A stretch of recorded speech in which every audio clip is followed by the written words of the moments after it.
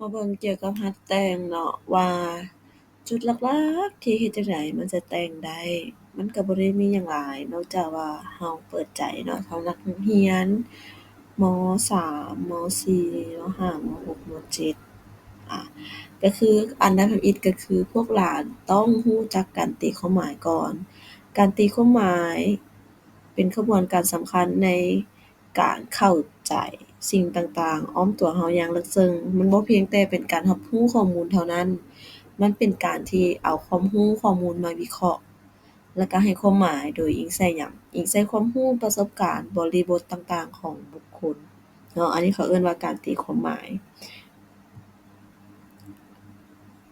การตีความหมายหมายถึงการเอาข้อมูล สัญญาณ ข้อความ การกระทำ หรือว่าเหตุการณ์ต่างๆ มาพิจารณาอย่างรอบคอบ เพื่อให้เข้าใจถึงเจตนา ความรู้สึก หรือว่าสาเหตุที่แท้จริงเนาะเอิ้นว่าการตีความหมาย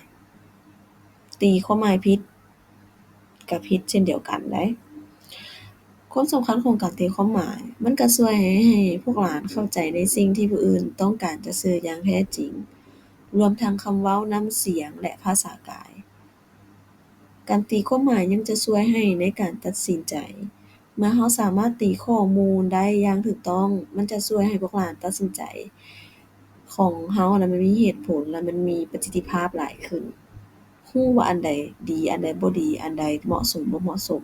เราก็สามารถตัดสินใจได้ง่ายเมื่อเรารู้ว่าสิ่งที่เราเห็นนั้นมันแม่นอิหยังนั่นเอง บัดนี้พวกหลานต้องรู้จักนิยามมันก่อน นิยามของการตีความหมาย บทอธิบาย บทอธิบายแม่นบทแนวใด แม่นบทที่ใช้ทฤษฎี ตัวจริงมาอธิบายหรือชี้แจงด้วยเหตุและผลเกี่ยวกับปัญหาใดหนึ่ง แล้วก็เนื้อในแนวความคิดต้องก้าวหน้า จัดวางให้เป็นระดับเหมาะสม ภาษาใช้ก็เป็นภาษาที่ชัดเจน เข้าใจง่าย รู้ระบบ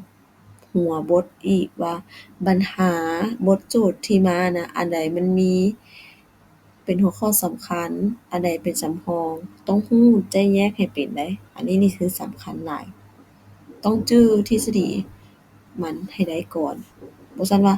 แต่งบ่เป็น แต่งบ่เป็น เพราะเจ้าบ่สามารถกำเนื้อในปัญหาพื้นฐานนี้ได้ มันก็จะเฮ็ดให้เจ้าแต่งบ่ได้ มาเบิ่งตัวอย่างนำกันบัดนี้ รั้วหลายลักษณ์จึงมั่น พี่น้องหลายชั้นจึงดี บทนี้สิ่งจะอธิบายต้องมีหยัง รั้วหลายลักษณ์จึงมั่น อธิบายความหมายแปลน ความหมายลึก พี่น้องหลายชั้นจึงดี บทความสำคัญแม่นพี่น้องหลายชั้นจึงดี มันก็เว้าถึงความสามัคคีนั่นเองเดะ เปรียบเทียบใส่คนเนาะ